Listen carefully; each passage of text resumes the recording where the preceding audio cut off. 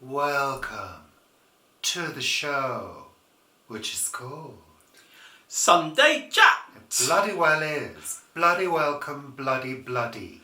Tits and bums, arseholes.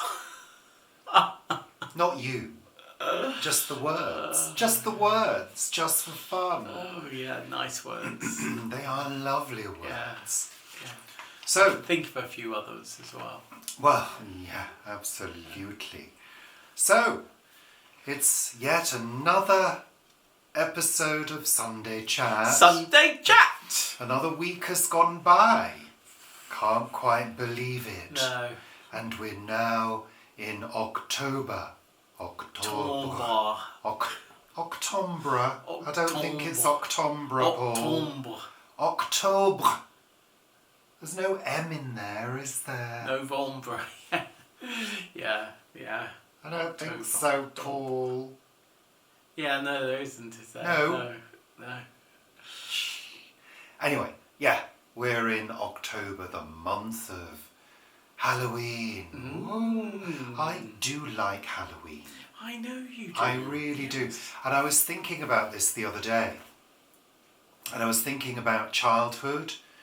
And you know that point in childhood where you still believe that there are ghosts and witches. I mean, I know there are witches, but I'm talking about witches like the Wicked Witch of the West. Oh, you know, yeah. Spooky witches flying through Pointy hat witches, green witches, flying through the air on a broomstick.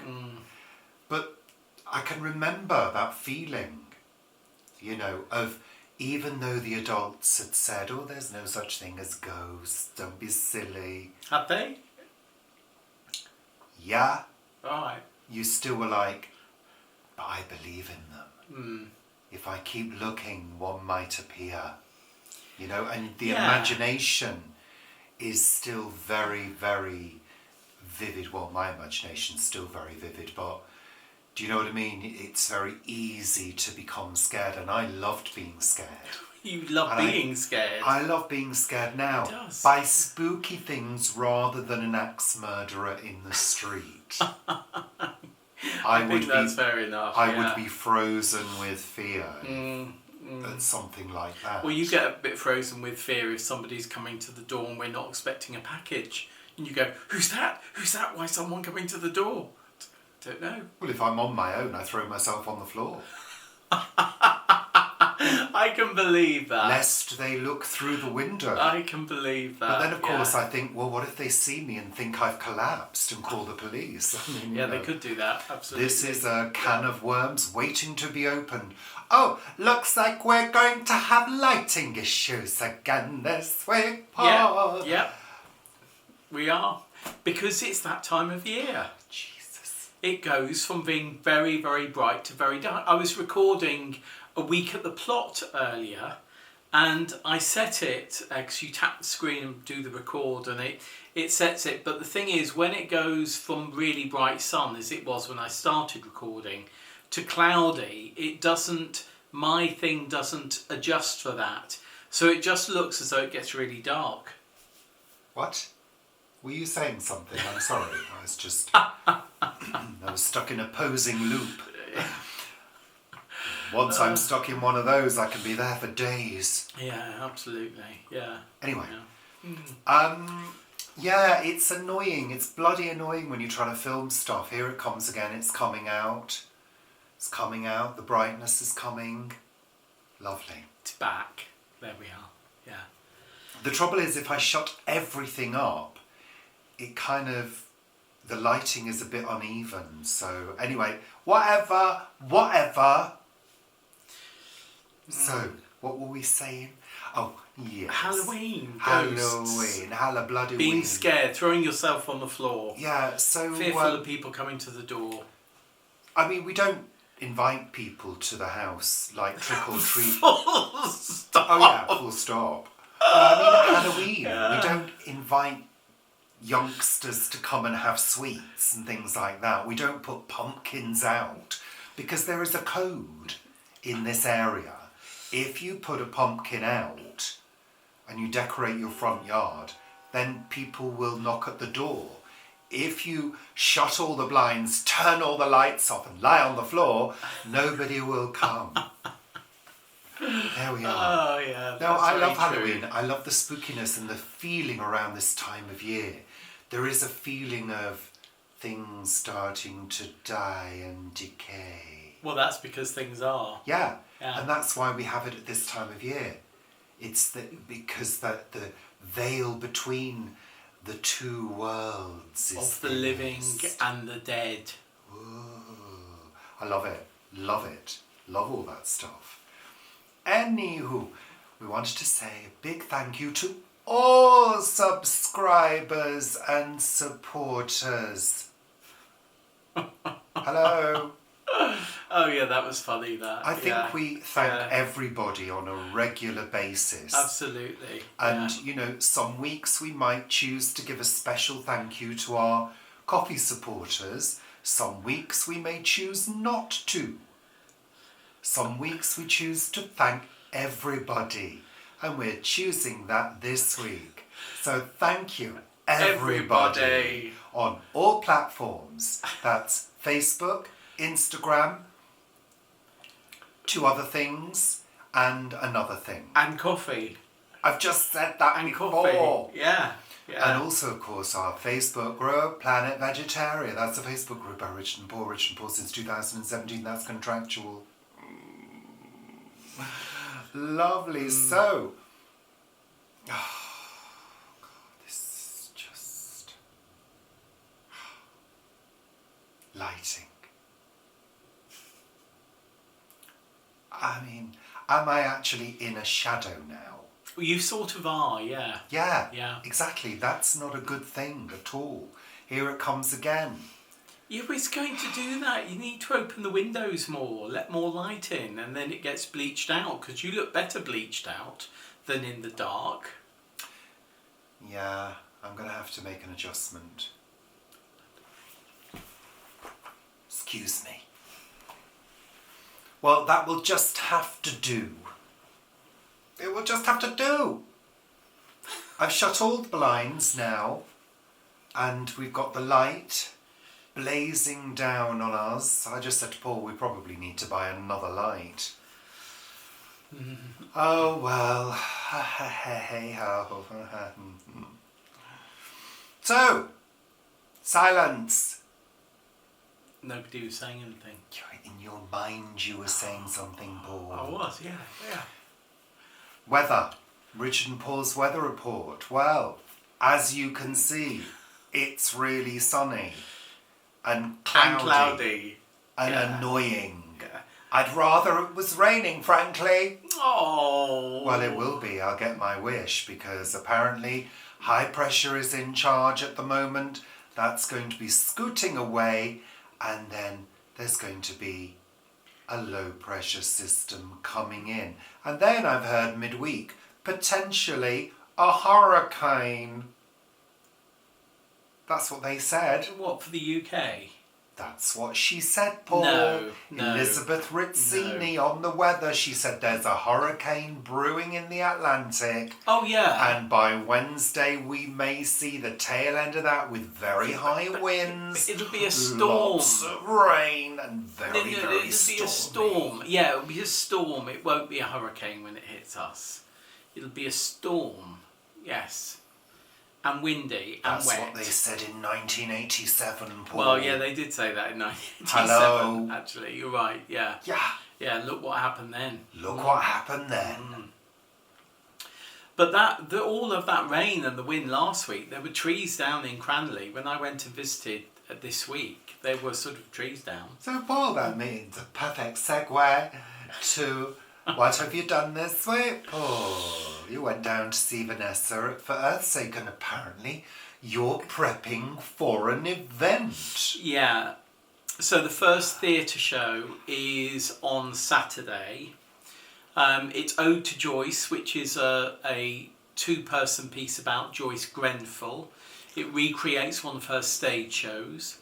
And there's lots to do for that. I mean, we're not producing it to show that's coming in, but it's the first theatrical event. You know, we had the cabaret with Anne Reid and Stefan in June. This is, it's like the start of the Great Green Barn's ongoing events. So that's quite exciting. Yeah. I'm particularly looking forward to The Essence of Audrey in December, which is a show written and performed by a friend of ours who lives near the Allotments, opposite the Allotments. And she's she's lovely. Well, mine. Yeah. She's not a friend of mine. No, she's not a friend. Do you have any friends? No. God, no. No, don't have any friends. So.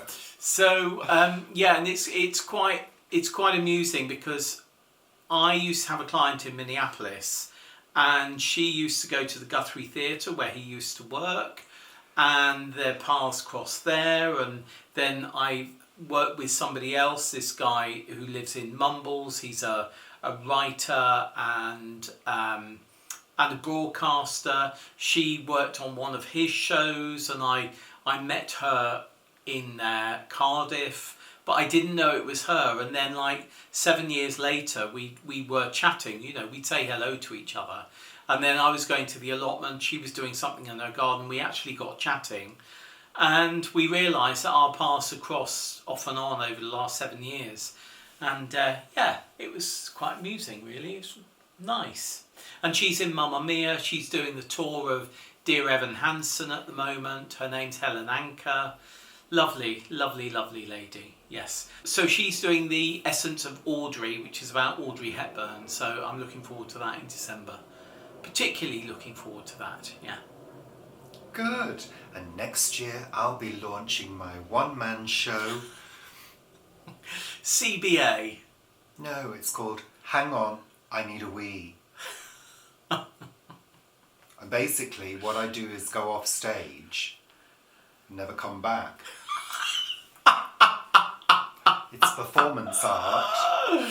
Oh dear, yeah, I think it is, yeah. Lovely. Quite like that. And then actually what people do is they go one by one into the toilet. To see if you're there. To see if I'm there. Yeah. And I'm not there. Yeah. And I've actually left. Yeah. And that's the art. Mm. Hello, I think that's genius, personally. So you'll be back home having a cup of tea, and Yeah. they'll still be doing what they're doing. Yeah. And you'll have been paid £400-500 for like 3 minutes work. Less than that. Yeah, there we are. I think that's genius, don't you think? You know what? I can tell you something. I've seen worse on the stage. Definitely. I keep telling you, I'm full of great ideas. Nobody believes me. I saw a show in downtown Manhattan. It must have been about 98, and it was definitely worse than that. Absolutely, yeah. Very rarely do I walk out of a show, but I walked out of this one. Anyway, there we are. Crikey, I've walked out of loads. Usually saying, this is crap, as I walk up the aisle. Really. Hoping the What shows producer... have you walked out of? Oh God, there's been so many. Like what? Oh, loads of agents' nights. I think you've seen more You've obviously had more agents' nights than I've seen. You just walk... Well, I mean, you didn't leave the show. You walked up the aisle and went to the bar. Yeah. To start drinking the... Free the wine. Terrible free wine that they used to serve. Gosh, yeah, the wine used to be terrible in West End God. theatres. It really did. Yeah. Really did. Also this week, Paul, you wanted to talk about your little fruit group. Now. Fruit group? Yeah, I mean, it's a weird name for a group. RHS Fruit Group. I mean, you know, they could have called it something else, couldn't they? Well, it's a group that revolves around fruit. So it's a fruit group. That's quite easy. So if you're a member of the RHS... Group, to me, when I see the words fruit group, there are two things that happen. One, you know what I'm talking about. And two, it's a fruit bowl, a grouping of fruit or a piece of art. A fruit group, a fruit grouping. Grouping, yeah. Yeah, I don't know what you'd call it. Or it's like a little group of fruit playing instruments.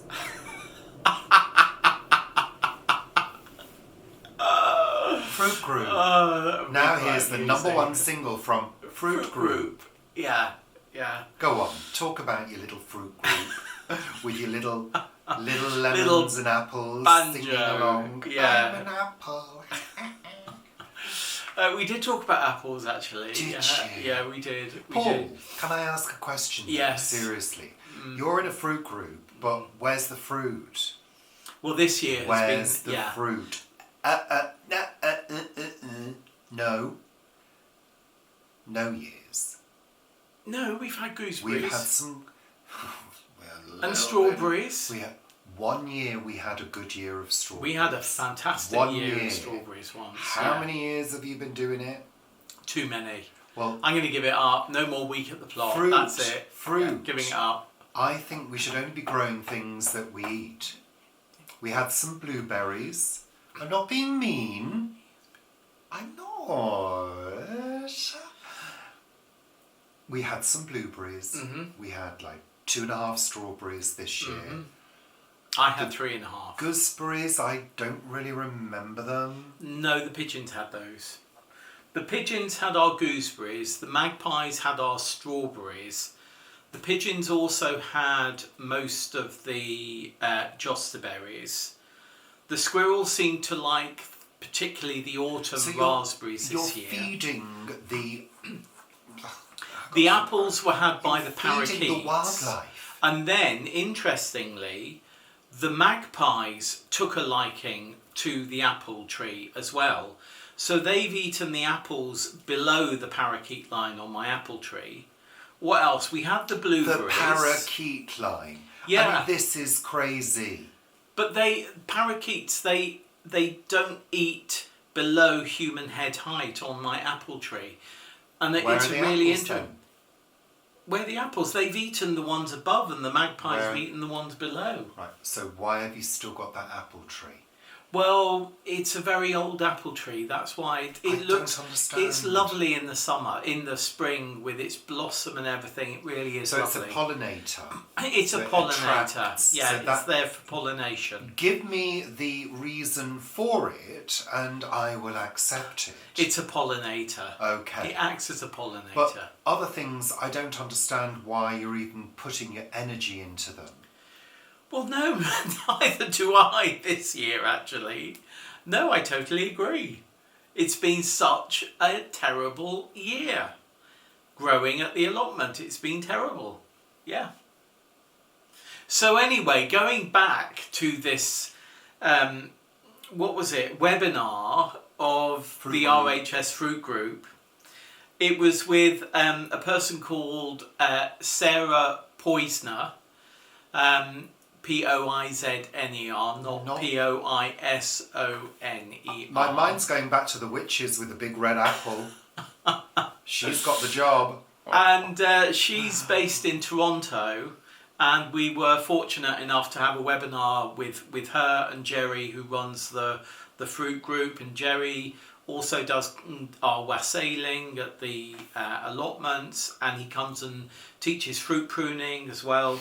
So it was a really interesting hour and a half talking about community fruit orchards and how fruit is grown in cities and how it can be grown for people and the challenges of doing that. And for me, it was a really interesting webinar. For you, it wouldn't have been quite so interesting, I don't think. You'd wanted little sort of frogs with banjos and things to come on from the thing with sombreros pretending to be blueberries and play guitars. That would have worked. I'm not going to say anything lest someone from the fruit group is watching and takes offence. I've got absolutely no problem with you being in the little fruit group. Well, clearly you have. No, what I've got a problem with is Not getting any fruit? Yeah. Yeah, me too. Me too. I did actually have a strawberry this week.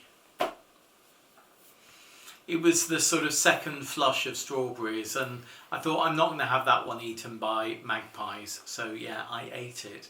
It didn't come home. See, isn't that why fruit is grown in like cages and things? Exactly, yeah. I wish I could grow fruit in cages. When we do move, I want to have the space to have a brassica cage and a fruit cage. I want to have some extra money in my pocket so I can buy the fruit from a supermarket. I know, but it won't be as tasty. When we have had fruit, Well, you have said, oh, this is absolutely tasty. Well, Paul, I'm here to tell you, every time I've bought fruit from Marks and Spencer's, it's been delicious. I am think not you'll stopping find- you going and buying fruit at Marks and Well, Spencer's. apparently Marks is not that expensive. Well, it is. No. It is. It's only if you buy all the pre-packed stuff. Yeah. I will look that up. I saw a video the other week. I will look that up. Anywho, in further news this week, we both had our COVID and flu injections. We have. So anti-vaxxers don't even start. Oh yeah, don't be pathetic. You Yes, don't even absolutely. start. So yes, we have, and I have been feeling bright and bouncy and fine, and I have no aches, pains, or any other reactions. I've had to take painkillers. I had a terrible night the night before last. I'm in constant pain in both arms now. No, because you hit the wrong part. You didn't get the bit that hurts. And if you had, you'd be hurting. It's funny, but you always react to it, and I don't. Today I have felt on and off, had moments of feeling rather dreadful. And wondering what the hell is going on. So yeah, it's not fun for me, but I do it because I work with extremely vulnerable clients who are vulnerable to both COVID and flu, and if they get it, it's kind of a matter of life and death. So I do it to protect myself and to protect my customers, and I feel that strong sense of responsibility to do that. And a couple of days of feeling a little bit rough around the edges is okay. Good. It's fine. So yeah, there you go. So, but it wasn't organised terribly well, and I kind of felt quite sorry for the pharmacy. They were struggling to cope, and I don't think they'd anticipated the number of people that would attend, even though appointments were booked. I got the sense that they didn't have access to the appointment times. They didn't. And who had booked. Yeah. So I know the pharmacist, and we were sort of chatting as he was doing me, and I said, this is the first day, isn't it? And he said, yeah, actually 10 o'clock. But we haven't had access to the systems to confirm who it is, so we've had to go into our own systems to do that. So, but you know what he could have done? He could have said, excuse me everybody, tapped a glass, and said, I'm terribly sorry for the delay, we had a problem with our system, blah blah blah, we can't see, that's why we're asking you to write your name down on a piece of paper. I'm terribly sorry for the delay. That's what he should have done. To stop people starting to whinge and hitting the electronic keypad to give poor feedback. That was particularly a person who had been in the army and hadn't experienced anything like this in the army, because it was always so organised in the army. So, yeah. Yeah, he was an idiot. Clearly, I mean, I know the pharmacy well, and they had extra staff on. I think they had 2 extra staff on to deal with this day, but hopefully it will have all smoothed itself out and will be working as it was. our friend who lives down the road, she goes and has her flu jab there each year, and she usually turns up in the afternoon once it's, she knows that she can go and get it, and she turns up without an appointment in the afternoon. It's always been seen straight away, and it's been fine. So yeah, there we are. It's that time of the show. I'm smiling. I'm staying positive. What is the day for? 6th. Today is the 6th. Yeah. 6th of October. Let's look and find out. Oh. Is it short? Yester Eve. Yester Eve? Yester Eve. Oh, it sounds like a sort of baking term. Yester Eve. Think about it, Paul. Yester Eve. So the evening before yesterday.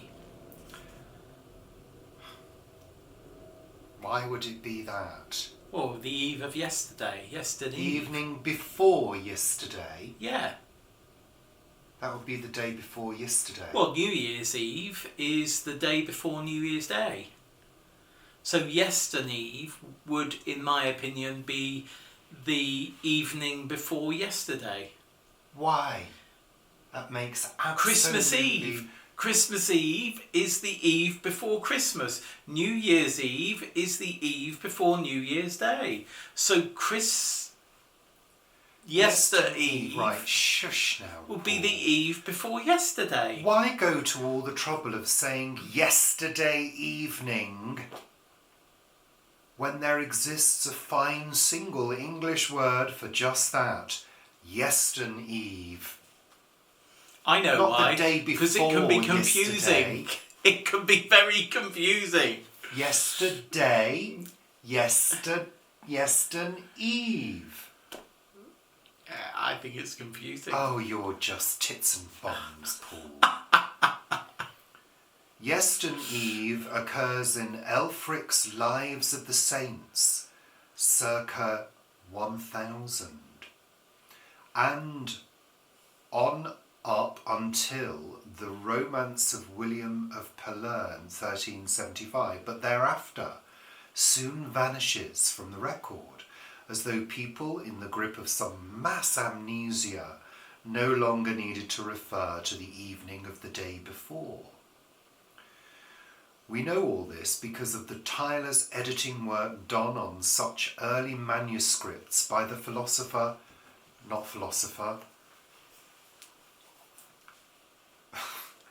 philologist Person who puts time Walter together. William Skeat, sorry I can't see properly, who died on this day in 1912. He was also the author of an important etymological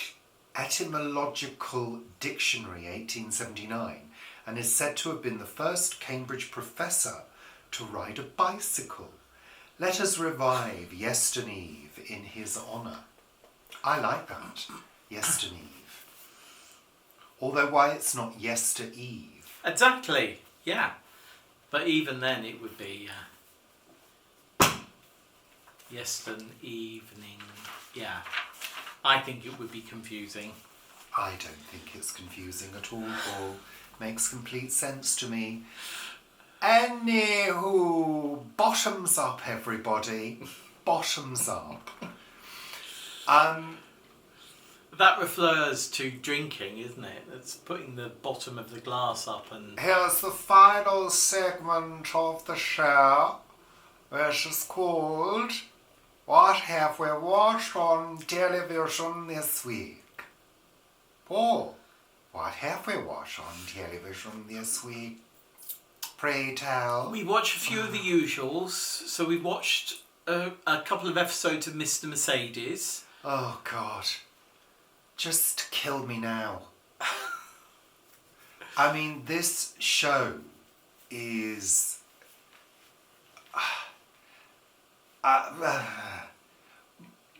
the The only thing that keeps me watching is morbid curiosity. Literally. Actually. That is the only thing that keeps me watching, because I want to know what happens in the end. But I find Well, you've got two series. The whole process of watching it, frankly, just sends me into a spiral of despair. Well, we won't be watching that. The books are great, and if you like the books, the series is really good as well. I just think it is true horror. Well, it is, yeah. True horror. Supernatural horror is my favourite thing, because it doesn't go into the realms of reality. It is, you can, suspend your disbelief. Is that the right saying? Yeah. So, whereas with Mr. Mercedes, you can kind of imagine this person existing, because you know that in reality, horrific things do happen to people that cause horrific outcomes, that cause people to do really horrid, vile, disgusting things to other people. And it is vile. It's absolutely vile. Yet you have an empathy with the main character. Exactly, yeah. But you also know what he's done. But you know what he has had done to him. So it makes me feel really icky. Maybe we should jump to series 2, because that changes things. There's no point in doing that. Why on earth would I do that? Well, because you have in the past. No, I haven't. Don't be ridiculous. No, I don't like the way it makes me feel. It makes me feel very uncomfortable, but not the most uncomfortable I've ever felt watching a programme. I think I need to be in a lighter mood in order to balance it out. But it doesn't, I don't like the way it makes me feel. So we've also been watching The Chelsea Detective, which is much lighter, well acted, decent storylines, and lots of Chelsea, lots of views of Chelsea. And we were talking this week, weren't we, about which bridge we go over to get to Vivi at the moment, where she is. It's a postcard to Chelsea. Yeah. It really is. And I really like the lead actor. Adrian Scarborough. Yes. I think he's a very good actor. He doesn't resemble any of his previous characters. No. Which I think is really good. And I like the way they've made him really red-haired for this. I don't know whether he's naturally... I think he's blonde naturally, isn't he? I'm not sure. Again, you never know with an actor. You could then see them and they've got dark hair, but they bleach, their hair for roles. I really like him.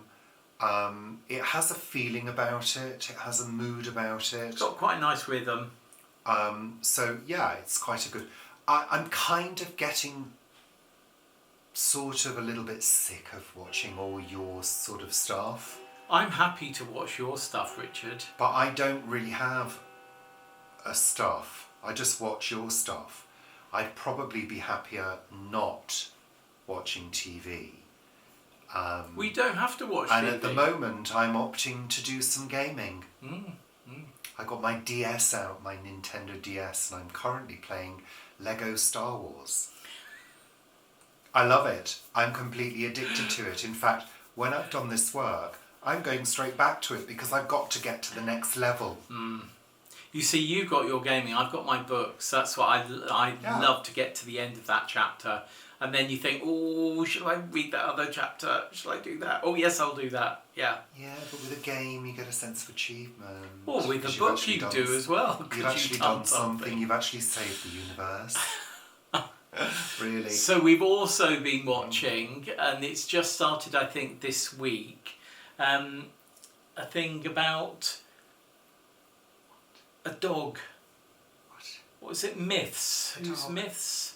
A thing about a dog. Yeah, Shuck dog in Norfolk. Shuck. No, it's not called the Shuck dog, is it? What's it called? I don't know. Yes, it is. No.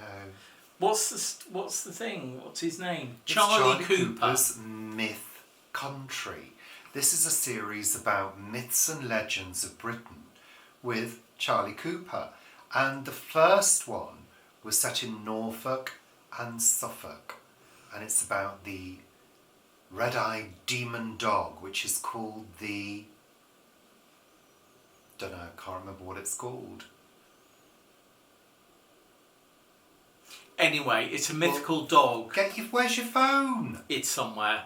It's a mythical dog, the size of a sort of bear, and lots of people have seen it over the centuries, isn't it? Many centuries. So we've just paused and Googled it because we can't not tell you what it's called. It's the legend of the Black Shuck. S-H-U-C-K. Which, like many areas of the country, Britain... well, and the world. ...have this sort of... you've got the chupacabra. Yeah, absolutely. There's these myths all around the world. But isn't it interesting? Why? Why? Well, we don't know, do we? Is it that... Well, no, we do know, because in this area with the Black Shuck, they said that they used to say that this demon dog was prowling when they were bringing in contraband from boats off the coast. So they would say that the dog had been seen and was prowling for humans, so that they could basically smuggle goods in without being seen by people. That was one of the reasons given, wasn't it? Yes. I prefer to think of more spooky reasons. Maybe there was deep in legend.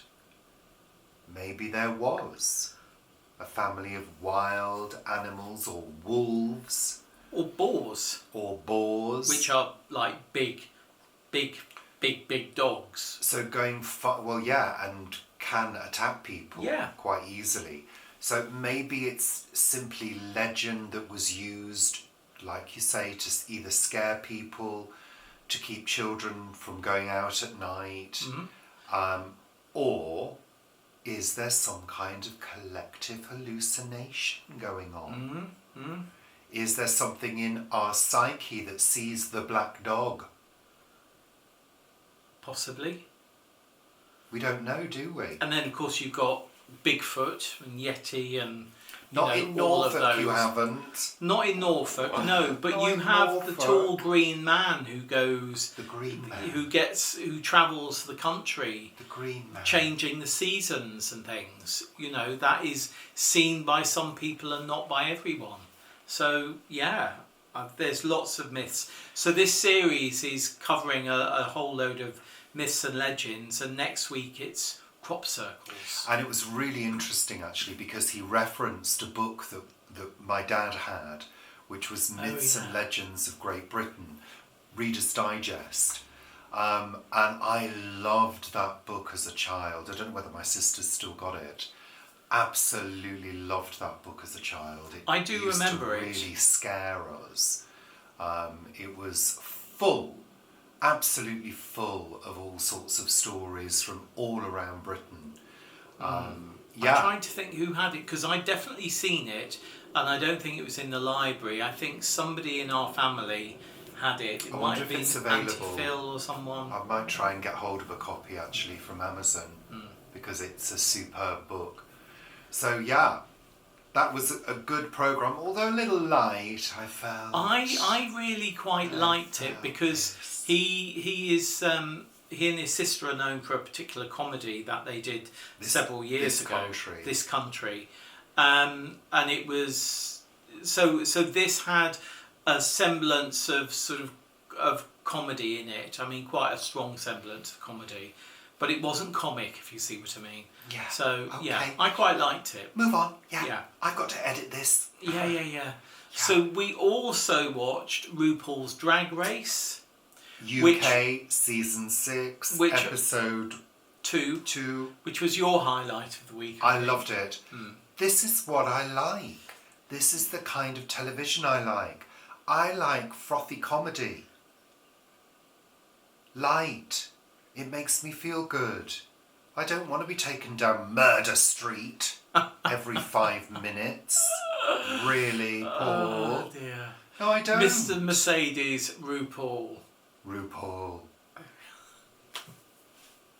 Really? It was really good, and again something happened. So the eliminations were sort of pushed back another week, but there was some amazing creations. It's really good. Really good series. Yeah. Really good show. It is, So- and I think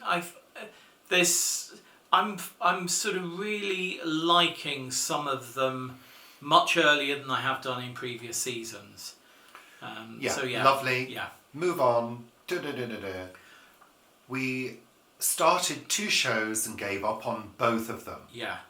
Night Sleeper, which is about a sleeper train from Glasgow To London. to London that's got some kind of device on it. Yeah, like a countdown timer device. Is it a bomb? Is it something else? Yeah, gave up on that. I mean, they were like, oh, there's a timer device. Oh. There was no That sense of do- urgency about anything. No sense of urgency. At Oh, terrible. Absolutely terrible. Yeah. And Ludwig, which I was looking forward to, actually. I was, because- Anna Maxwell Martin. Yes. We watched maybe 15 minutes and we sort of didn't feel it knew what it was. So we gave up. Yeah. Hey, I mean, maybe it flips I and don't know. finds itself. I don't know. Not going to waste my time finding out. I could be playing Star Wars Lego onto another level. Yeah, far more exciting. Terribly, yeah. Yeah, I'm currently Princess Leia. Panzer Dragoon. I used to like Panzer Dragoon. That was the one. That with was the, on Sega. The things, wasn't it? The dragons and things Well, we've flying. moved on now. I'm on Nintendo DS. Vintage gaming. I don't do it. I I've could never been do a a gamer. little video about vintage gaming, couldn't I? Yeah, most probably. Yeah. Most Right, probably. that's it. That's the end of the show. Yay! Say goodbye, Paul. Say goodbye. Oh, we got there in the end. Say goodbye. Yeah.